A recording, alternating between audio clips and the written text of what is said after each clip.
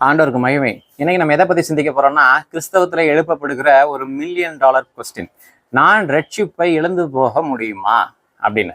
அப்ப இந்த கேள்விக்கு பதில் காண்பதற்கு முன்பாக, இந்த ரட்சிப்பானது ஒரு ப்ராசஸ், ஒரு தொடர் நிகழ்வு அப்படிங்கிறத நம்ம புரிஞ்சுக்கணும். வேதம் அதை குறித்து திட்டவட்டமாக சொல்கிறது. ரட்சிப்பு கடந்த காலத்திற்குரியது, ரட்சிப்பு நிகழ்காலத்திற்குரியது, ரட்சிப்பு எதிர்காலத்திற்கும் உரியது. இத நம்ம 3 வார்த்தைகளால நம்ம புரிஞ்சுக்கலாம். முதலாவதாக ஜஸ்டிஃபிகேஷன், தேவனோடு நேராவது, தேவனோடு ஒப்புரவாவது, தேவனோடு நாம் சமாதானம் பெறுவது அல்லது பாவ மன்னிப்பை பெற்றுக்கொள்வது. இதுதான் ஜஸ்டிஃபிகேஷன். உதாரணமா இதை நீங்க எளிமையா புரிஞ்சுக்கணும் அப்படின்னா, எம்எஸ் ஆஃபீஸ்ல நீங்க லெட்டர் டைப் பண்ணும் பொழுது ஒரு மாதிரி கச்சா முச்சான்னு டைப் பண்ணிட்டு கடைசியில அந்த ஜஸ்டிஃபை அப்படிங்கிற ஆப்ஷனை தட்டினீங்கன்னா எல்லாம் நேரம் ஆயிரும். ஸோ அதை வச்சு நம்ம ஈஸியாக புரிஞ்சுக்கலாம். தேவனோடு நம்முடைய கணக்கு சரியாவது அப்படின்னு அர்த்தம். தேவன் இனி என்னை நேராக பார்க்க போகிறார், நானும் தேவனும் ஒன்றாகி விட்டோம். இதை எப்படி வாசிக்கலாம்னா, அப்போஸ்தலர் நடவடிக்கையின் புஸ்தகம் 16வது அதிகாரம் 30வது வசனம் 31வது வசனம். இதுல ஒரு நபர் பவுலையும் சீலாவையும் பார்த்து நாங்க ரட்சிக்கப்படுவதற்கு என்ன செய்யணும்னு கேட்கிறாங்க. கர்த்தராகிய இயேசு கிறிஸ்துவை விசுவாசி, அப்பொழுது நீயும் உன் வீட்டாரும் ரட்சிக்கப்படுவீர்கள் அப்படின்னு சொல்றாரு. அப்ப ரட்சிக்கப்படுறதுக்கு என்ன செய்யணும்னு கேட்கப்பட்ட கேள்விக்கு இவர் சர்ச்சுக்கு போ, பைபிள் படி, இல்லை குடிப்பழக்கத்தை விட்டுரு, கையில் இருக்க தாயத்துக்கு இதெல்லாம் கழட்டிட்டு, அப்பதெல்லாம் சொல்லலை. சட்டையை மாற்று, முடிய நல்லா வெட்டிக்க, அப்படியெல்லாம் சொல்லலை. இயேசு கிறிஸ்துவை விசுவாசி, அப்பொழுது நீரும் வீட்டாரும் ரட்சிக்கப்படுவீர்கள். இது பாவ மன்னிப்பு, அதாவது தேவனோடு நேராவதை குறிக்கிறது. 2வது வசனத்தை வாசிச்சோம்னா, நாம் சான்டிஃபிகேஷன், 2வது ப்ராசஸ்ல சான்டிஃபிகேஷன், ரட்சிக்கப்பட்ட பாவ மன்னிப்படைந்த ஒரு நபர் தொடர்ச்சியாக தேவனை போல இந்த பூமியிலே மாற வேண்டிய அவசியம் இருக்கிறது.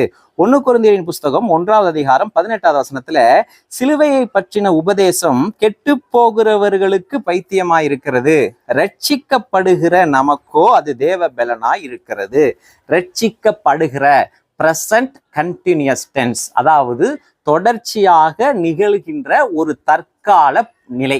அதாவது தொடர்ச்சியாக நடந்துகிட்டே இருக்கணும். நான் இன்னைக்கும் பரிசுத்தமாகணும், நாளைக்கு பரிசுத்தமாகணும், நாளானைக்கு பரிசுத்தமாகணும். இது ரட்சிக்கப்படுகிற நமக்கோ நிகழ்கால ரட்சிப்பு, சான்டிஃபிகேஷன். இப்போ சொல்லுங்க, ஒரு பரிசுத்தவான் தேவனுடைய பிள்ளை தவறு செய்யும் பொழுது எனக்கு கடந்த காலத்திலே கொடுக்கப்பட்ட மன்னிப்பை நான் இழந்து போக மாட்டேன். இயேசு கிறிஸ்து நம்ம எத்தனை முறை மன்னிக்கிறாரு தெரியுமா? கிறிஸ்துவுக்குள்ளாக ஒரே முறை தேவன் நம்மளை மன்னிக்கிறார். ஒரே முறை தான் மன்னிக்கிறார் கிறிஸ்துவுக்குள்ளாக. நித்தியமாய் ஒரு முறை மன்னிக்கிறார். அதை நம்ம புரிஞ்சுக்கணும். அப்ப பரிசுத்தவான் தவறு செய்யும் பொழுது இந்த மன்னிப்பை நான் அனுபவிக்க முடியாதவனாய் போகுவேன். அது ஒரு பெரிய இழப்பு. சமாதானத்தை, சந்தோஷத்தை அனுபவிக்க முடியாதவனாய் போவேன். அது எனக்கு ஒரு பெரிய இழப்பு தானே. அப்ப தொடர்ச்சியாக இந்த ரட்சிப்பின் நிகழ்விலே 1 கொரிந்தியரின் புஸ்தகம் 5வது அதிகாரம் 5வது வசனத்துல, விபச்சாரக்காரனுடைய ஆவி கர்த்தராகிய இயேசு கிறிஸ்துவின் நாளிலே ரட்சிக்கப்படும்படி மாம்சத்தின் அழிவுக்காக இயேசு கிறிஸ்துவின் நாமத்தில் அவனை சாத்தானுக்கு ஒப்பு கொடுக்க வேண்டும் என்று தீர்ப்பு செய்கிறேன். சபையில இருக்கிற ஒரு விபச்சாரம் பாவம் செஞ்சவன், அவன் தொடர்ச்சி அதே பாவத்துல இருக்கிறான். அப்ப பவுல் என்ன சொல்றாரு?